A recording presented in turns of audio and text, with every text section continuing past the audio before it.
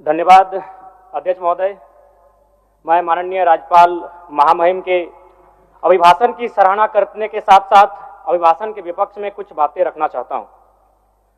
माननीय राज्यपाल के अभिभाषण क्रम संख्या 6 में केंद्र सरकार से 1,36,000 करोड़ वापस लाने की बात कही है और सही भी है, और हर एक राज्य को उसका बाकी पैसा मिलना चाहिए, उनका हक मिलना चाहिए।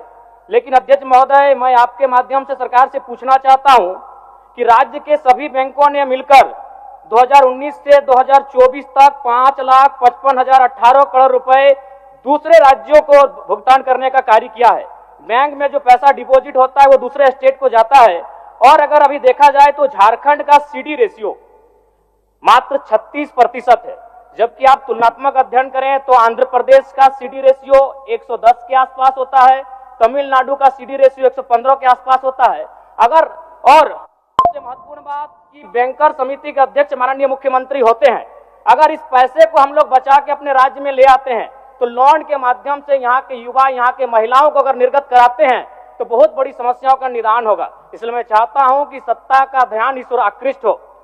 मैं आगे अध्यक्ष महोदय, राज्यपाल महोदय ने अपने अभिभाषण में शहीदों का जिक्र किया, शहीदों के विचारों को आत्मसात करने का जिक्र किया, लेकिन मैं कहना चाहता हूं कि शहीदों के उन्हें माला चढ़ाना, उनके विचारों को आत्मसात करने से कहीं ज्यादा जरूरी है शहीदों को सम्मान देना।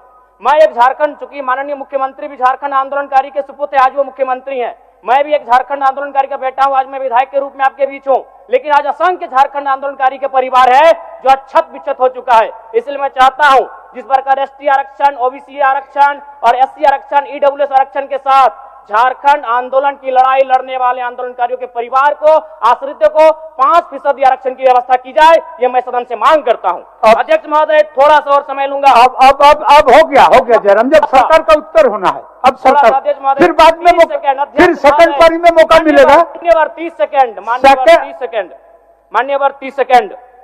चलिए बोल लीजिए। राज्यपाल महोदय के अभिभाषण में इको टूरिज्म डेवलपमेंट कॉर्पोरेशन निर्माण की बात कही है, जो कि सराहनीय है, और मैं चाहता हूं मेरे क्षेत्र में एक पारासनाथ में पुत्री गढ़ी आता है और तेलिया डैम आता है, उनका उस दिशा में भी डेवलपमेंट करने की दिशा में आगे बढ़ा जाए। और सबसे महत्वपूर्ण बात जो झारखंड के नाम में छुपा है, झाड़ और खंड, झाड़ यानी जंगल, खंड यानी जमीन भूभाग, ये एक बहुत बढ़िया संबोधन अभिभाषण रहा महोदय, जिसमें उन्होंने जीएम लैंड की जो रसीद 2017 में रोकी गई थी उसकी रसीद पुनः काटी जाएगी। लेकिन मैं साथ ही साथ यह भी चाहता हूं, क्योंकि झारखंड में जितने भी उद्योग स्थापित हैं, चाहे वो रांची का एचईसी हो, सिल्ली का हिंडाल्को हो, सरकार का उत्तर माननीय मुख्यमंत्री, यदि 20-25 वर्षों के बाद उन उद्योगों की जमीन खाली पड़ी है, माननीय मुख्यमंत्री को वापस कराई जाए, मैं आपसे ये मांग करता हूँ। धन्यवाद।